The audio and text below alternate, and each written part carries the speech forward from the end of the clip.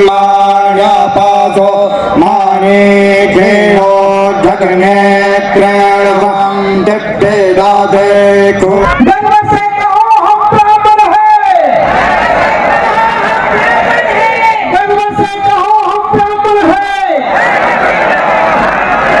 गर्व से कहो हम ब्राह्मण हैं। ब्रह्म समाज एक थશે, ब्रह्म समाज एक થશે। મારા સમાજે મારા માટે શું કર્યું આવી ભાવના હોય ને એને સ્વાર્થી કહેવાય। મારા સમાજે મારા માટે શું કર્યું આવી વિચારધારા હોય ને એ સ્વાર્થી કહેવાય। પણ સાચો હૃદય એ કહેવાય જે એમ વિચારે મેં બ્રહ્મ સમાજ માટે શું કર્યું, મેં બ્રહ્મ સમાજ માટે શું કર્યું। મારી આપ સૌને વિનંતી છે કેવલ ભેગા મળી તાલીઓ પાડી મહાદેવ હરના નાદ કરી અડી અડીને છૂટતા નથી થવાનું। અને આજે તમને કહેતો જાઉં છું જ્યાં સુધી જીવીશ ને ત્યાં સુધી બ્રહ્મ સમાજ માટે જીવીશ। રાત્રે 1 વાગે કામ કરે ને આ ભક્તિ પ્રકાશ તમારા માટે હાજર છે। કારણ કે હું જે જ્ઞાતિના જન્મો છું ને એનું ઋણ મારે ચૂકવવું પડે, એ તો હું નમક હરામ કહેવાય। મારી આપ સૌને વિનંતી છે એક થાવ, નેક થાવ। મોટા મોટા સંકુલો બનતા હોય અને એનું ઉદ્ઘાટન થતું હોય ને અમારી છાતી ગદગદ મિલનભાઈ આ રાજકોટ સમાજે છે ને અમદાવાદની અંદર 10 કરોડ રૂપિયાના ખર્ચે વિદ્યાર્થી ભવન બનાવ્યું છે। હું એમ કહું છું જો આ એક ખાલી રાજકોટ સમાજ 10 કરોડ ભેગો હોય અને આખો બ્રહ્મ સમાજ ભેગો થાય ને તો 100 કરોડ કરી અને રાજકોટમાં, અમદાવાદમાં અને સુરત જેવા મહાનગરોની અંદર બ્રહ્મ સંકુલોનું નિર્માણ કરી શકે। તમારી બધાની તૈયારી છે? બે હાથ ઊંચા કરી તૈયારી છે? તૈયારી છે? તો બસ તમને જ્યારે પણ સૂચન મળે કે બ્રહ્મ સમાજનું કામ છે ત્યારે તમે બધા એક થજો, તમે બધા નેક થજો। અને છેલ્લે હું કહીશ કે તમારા બધાનો રોલ મોડેલ છે ને મંગલ પાંડે। તમારા બધાનો રોલ મોડેલ મંગલ પાંડે હોવો જોઈએ। આ જગતમાં હિન્દુમાં બ્રાહ્મણની ઘરે ભાગ્ય જન્મ મળવો એ અહો ભાગ્યની વાત। કેવળ તાલીઓ પાડી મહાદેવના હર હર કરી અને આજે આપણે અહીંથી છૂટું નથી પડવાનું। આજે પ્રણ લેવાનું છે કે સૌથી પહેલા મારામાં બ્રાહ્મણત્વ છે, હું બ્રાહ્મણનો દીકરો છું, હું પૃથ્વી ઉપરનો ભૂદેવ છું અને કંઈક કરી અને મારા સમાજ માટે હું અહીંથી આગળ વધીશ। સમાજ હંમેશાને માટે વિખરાયેલો રહે છે એનું બહુ મોટું આપણે બુદ્ધિશાળી છીએ, આપણામાં એટલો બધો અહંકાર છે, આપણે એટલા બધા બુદ્ધિશાળી છીએ કે આપણે કઈ નમીએ નહીં, નમવું ન જોઈએ। નમે માયગાંગીઓ કહેવાય પણ બ્રહ્મ સમાજ માટે નમવું ને એ માયગાંગા પડવું નથી, એ સૌથી ગૌરવની બાબત છે।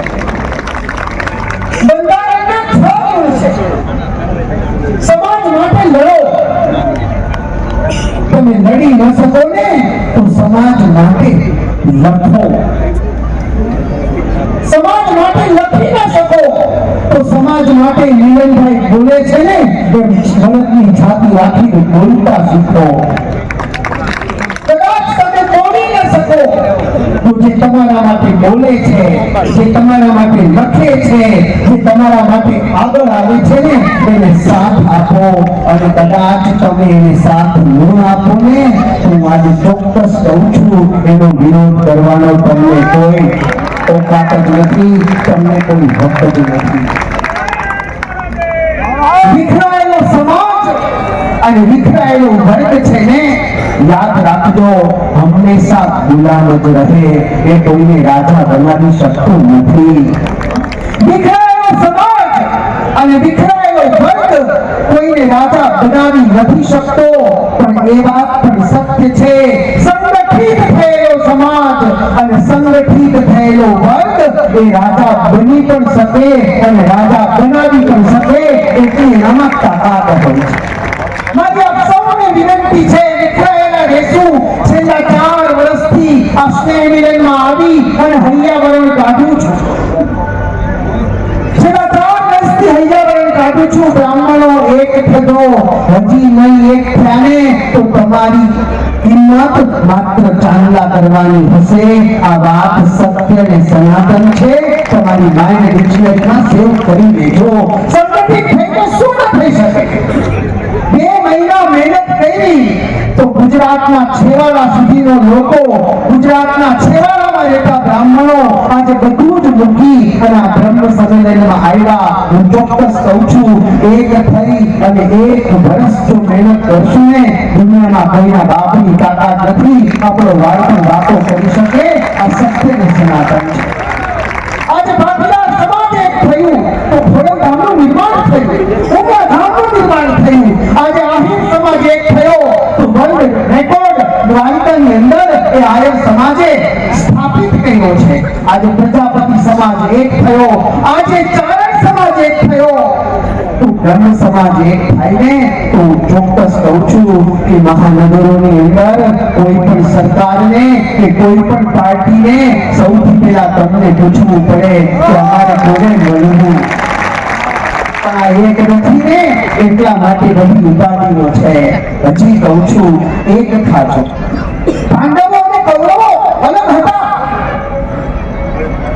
યુધિષ્ઠિર અને દુર્યોધનની વિચારધારાઓ અલગ હતી, પણ એના પરિવાર સુધી હતી. અને જયમીનભાઈ ક્યાં સમાજમાં બેઠા નથી એક તો બતાવો. એના હું તમને અમારી વાત કરું, અમે બધું મૂકી આવ્યા છીએ.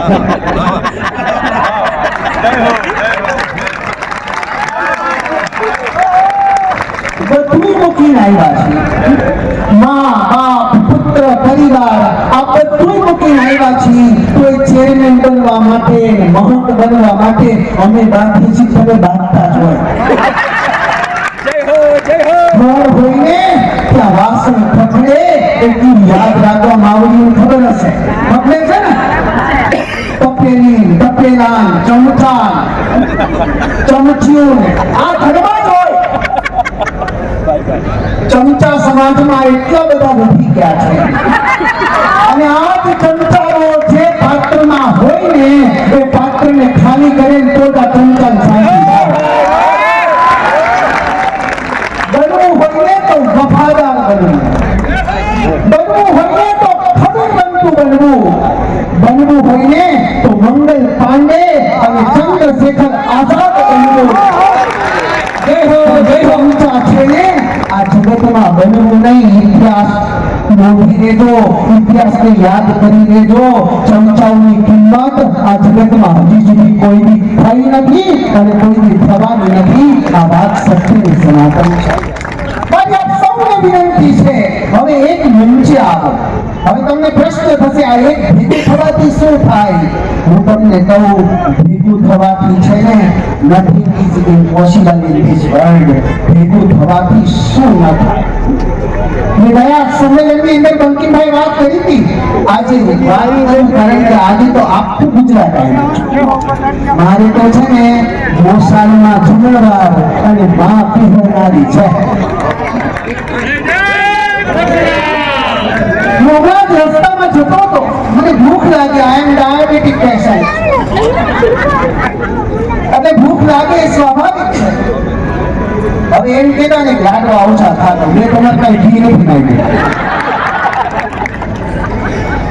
રસ્તામાં એક ફ્રૂટવાળો મળ્યો.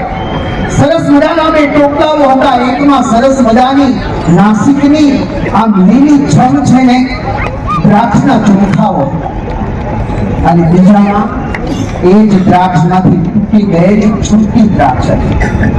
મેં ભાઈને પૂછ્યું, ભાઈ 250 જોઈએ છે, બોલો શું ભાવ લેશો? તો કે 2 ભાવ છે. મેં કીધું કયા? તો કે આ જૂઠા દેખાય છે ને એના 150 રૂપિયા અને આ છૂટી છે ને એના 20 રૂપિયા. મેં કીધું એક જ પ્રોડક્ટનો માલ છે, એક જ પ્રોડક્ટનો માલ છે. અને આટલો બધો ડિફરન્સ શા માટે? અને ત્યારે એ રેકડી વાળાએ જે કીધું ને, આજે આ બધું આપણે આપણા માઇન્ડ ડિક્શનરીમાં સેવ કરીને ઘરે જવાનું છે અને ગાંઠમાં લેવાનું છે. રેકડી વાળાએ કીધું, સ્વામી આ જુઠ્ઠામાં છે ને એના સમાજમાં એક છે એટલે એનો ભાવ વધારે છે, એનો ભાવ વધારે છે. અને આ છૂટી પડી ગઈ છે ને હરિહાએની અભિમાનમાં બીજન આગળ વધી જાય તો, ગૌમતી આગળ વધી જાય તો, ગોવિંદભાઈ આગળ વધી જાય તો, જયવીરભાઈ પંકજભાઈ આગળ વધી જાય તો, આ રિહાયેલી છે ને એની કિંમત રૂપિયાની નથી થતી, સાતમાય નથી થતી, પણ જે સમાજની સાથે સંગઠિત રહે છે ને એની આ જગતની અંદર કિંમત થાય છે. એકતા હોય તો શું ન થઈ શકે? અને રાજકોટ બ્રહ્મ સમાજ બેઠો છે. યાદ કરીશ મારા ગુરુવર્ય પરમ પૂજ્ય મુક્તાનંદ બાપુને. પરમ દિવસે એમના આશીર્વાદ લેવા ગયો તો એને દંડવત કરીને એની પાસે બેસી કીધું, બાપા બ્રહ્મ સમાજ થાય નું આયોજન થાય છે, જયેશભાઈ મિલનભાઈ તમને બધા મળવા આવ્યા હતા. તો કે હા બેટા આવ્યા હતા તો ખરા. મેં કીધું બાપા તમે એને કઈ કીધું? અને ત્યારે મુક્તાનંદ બાપુના શબ્દ હતા કે બેટા હવે બ્રાહ્મણો સમજે ને તું સારું. મારે તમને એટલું જ કહેવું છે કે બ્રહ્મ સમાજનું ગૌરવ અને આખા વિશ્વની અંદર અગ્નિ અખાડાના સભાપતિ જો એમ કહેતા હોય કે હવે સમજે તો સારું, તો આટલી નાની વાતમાં હૃદય તમારે સમજી જવાની જરૂર છે, તમારે સમજી જવાની જરૂર છે, તમારે સમજી જવાની જરૂર છે.